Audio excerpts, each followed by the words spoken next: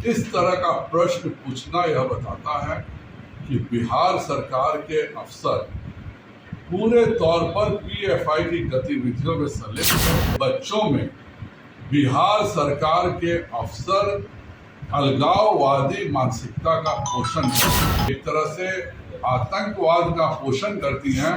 नीतीश कुमार जी के अफसर उनमें शामिल होते हैं। इसके लिए हम बिहार में हर जगह युवा मोर्चा इसके खिलाफ आंदोलन करें। नमस्कार, बिहार इन शॉर्ट में आपका स्वागत है। मैं हूं आपके साथ प्रीति झा। बिहार की शिक्षा विभाग कश्मीर को भारत का हिस्सा नहीं मानती। जी हां, इसको लेकर विवाद जो है वो तेज हो गया है। जी हां, हम आपको बता दें कि इस पर बीजेपी के प्रदेश अध्यक्ष संजय जायसवाल ने साफ तौर से बिहार सरकार पर निशाना साधा है और इतना ही नहीं, उन्होंने बिहार सरकार से सवाल भी किया। जी हां, संजय जायसवाल इस पर कहते हुए नजर आ रहे हैं कि कहीं ना कहीं ये जो नई सरकार है वो पीएफआई के साथ गठजोड़ है। और भी क्या कुछ कहते हुए नजर आ रहे हैं संजय जायसवाल, सुनिए। जब महागठबंधन बना था तभी मैंने इस बात का इल्जाम लगाया था कि यह जो गठबंधन है वह जनता दल यूनाइटेड में बैठे पीएफआई समर्थक सरकारी अफसर और राजद में जो पीएफआई के समर्थक हैं, उन दोनों के बीच के नापाक गठजोड़ का यह नतीजा है। पिछले शनिवार को अररिया, किशनगंज और पूर्णिया में 7वें क्लास के बच्चों से सरकारी जो हाफ ईयरली एग्जाम होता है उसमें प्रश्न पूछा जाता है कि चाइना में रहने वालों को अगर चाइनीज कहते हैं तो इंग्लैंड में रहने वालों को क्या कहते हैं, नेपाल में रहने वालों को क्या कहते हैं, कश्मीर में रहने वालों को क्या कहते हैं और भारत में रहने वालों को क्या कहते हैं। इस तरह का प्रश्न पूछना यह बताता है कि बिहार सरकार के अफसर पूरे तौर पर पीएफआई की गतिविधियों में संलिप्त है। यह प्रश्न केवल सीमांचल के ही बच्चों से पूछा जाता है। जो शर्जिल इमाम का एजेंडा है कि हम चिकन नेक को अगर पकड़ लेते हैं तो हम नॉर्थ ईस्ट को अलग कर देंगे, वहाँ के बच्चों में बिहार सरकार के अफसर अलगाववादी मानसिकता का पोषण कर रहे हैं।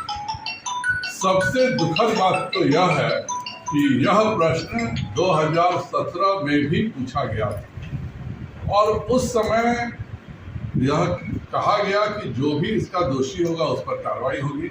आज तक 2017 में इस प्रश्न के पूछे को सेट करने वाले अपराधी को गिरफ्तार नीतीश कुमार जी ने नहीं किया है, क्योंकि देश विरोधी गतिविधियां, खास करके जो भी गतिविधियां एक तरह से आतंकवाद का पोषण करती हैं, नीतीश कुमार जी के अफसर उनमें शामिल रहते हैं। इस मुद्दे को भारतीय जनता पार्टी हर कदम पर विरोध करेगी और मेरा नीतीश कुमार से सीधा इल्जाम है कि वह और उनके सरकार के शिक्षा के प्रधान सचिव और इस बिहार के प्रधान सचिव तीनों की मिली भगत से इस तरह की बातें हो रही हैं। कल को यह 2047 को लेकर के भी जो गज़वाए हिंद की बात हुई है उस पर भी यह प्रश्न पत्र सेट करेंगे। इस तरह के लोगों पर कार्रवाई नहीं होती है तो बिहार में हर जगह आंदोलन होगा। और नीतीश जी को मैं चेतावनी देता हूं कि आप भारतीय जनता पार्टी से लड़िए। आप भारत से लड़ने का काम कर रहे हैं, आप देश विरोधी ताकतों के साथ मिलकर करने का काम कर रहे हैं। 2017 में जो अपराधी थे, ना शिक्षा मंत्री ने उस समय कोई कार्रवाई किया, ना शिक्षा विभाग के प्रधान सचिव ने कार्रवाई किया और एक सोची समझी नीति के तहत आज जब महागठबंधन की सरकार बनी है तो पीएफआई के संरक्षण में 7वें क्लास का प्रश्न पत्र सेट कराया जा रहा है। इसके लिए हम बिहार में हर जगह युवा मोर्चा इसके खिलाफ आंदोलन करें। तो आपने सुना कि इस पर संजय जायसवाल जो है वो क्या कुछ कहते हुए नजर आ रहे हैं। साफ तौर से बिहार सरकार को उन्होंने घेरे में ले लिया है और सवाल उठा दिया है कि बिहार सरकार जो है, अभी नई सरकार जो है वो पीएफआई के साथ गठजोड़ है। और उन्होंने एनआईए से अपील भी की है, रिक्वेस्ट किया है कि जितने भी अधिकारी हैं सीमांचल में और किशनगंज में, उन सभी अधिकारियों की जांच हो सके। क्योंकि बता दें आपको कि किशनगंज के माध्यमिक विद्यालय में सर्व शिक्षा अभियान के तहत परीक्षा आयोजित की गई, जिसमें कि 7वीं क्लास के जो छात्र हैं उनसे यह सवाल किया गया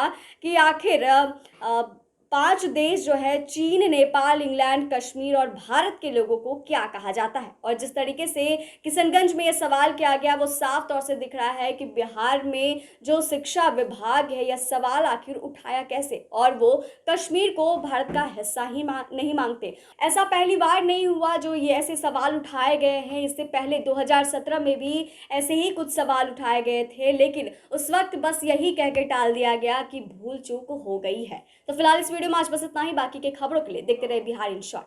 धन्यवाद।